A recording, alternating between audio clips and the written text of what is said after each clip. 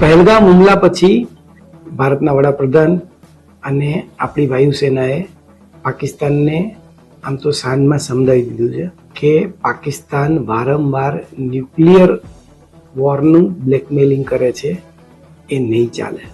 તમને બધાને ક્યાંક ક્યાંક વોટ્સએપ પર એવા પણ મેસેજ મળ્યા હશે કે પાકિસ્તાનમાં ન્યુક્લિયર લીકેજ થયું છે, અને બીજો મેસેજ એવો પણ મળ્યો હતો કે આ સમય દરમિયાન પાકિસ્તાનમાં ન્યુક્લિયર સાઇટની નજીક ધરતીકંપના આંચકા પણ આવ્યા હતા.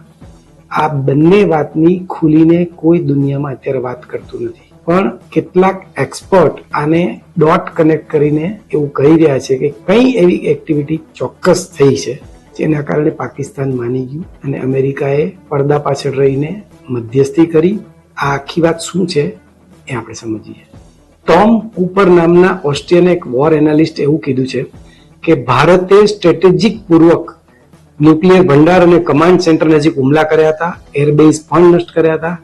કિરાણા હિલ્સ પર હુમલો કરવા માટે પણ ભારત સક્ષમ હતું, પરંતુ પાકિસ્તાન એમાં કંઈ કરી શક્યું નહીં અને ભારતની સ્પષ્ટ જીત છે. પહેલગામ હુમલા પછી જ્યારે યુદ્ધ જેવી સ્થિતિમાં ભારતના 3 અધિકારીઓ ત્રણેય સેનાના જ્યારે બ્રીફિંગ કરતા હતા ત્યારે એર માર્શલ A.K. ભારતીને એક સવાલ પૂછાયો હતો કે પાકિસ્તાનની કિરાણા હિલ્સ પાસે કોઈ એક્ટિવિટી ભારતે કરી છે કે કેમ. ત્યારે એર માર્શલે એવો જવાબ આપ્યો હતો કે કિરાણા હિલ્સ શું છે મને ખબર નથી. હવે આપણે એ જાણીએ કે કિરાણા હિલ્સ એકચ્યુઅલી શું છે. પંજાબ પ્રાંતનો ગાઢ જંગલ વિસ્તાર છે. સરગોદા એરબેઝ થી માત્ર 10 કિલોમીટર દૂર છે. 80 ના દાયકામાં પરમાણુ પરીક્ષણ માટેની પસંદગી કરવામાં આવી હતી.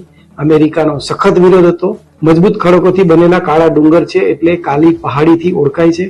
ડુંગરની આખો વિડિયો જોવા માટે ડાઉનલોડ કરો દિવ્ય ભાસ્કર એપ.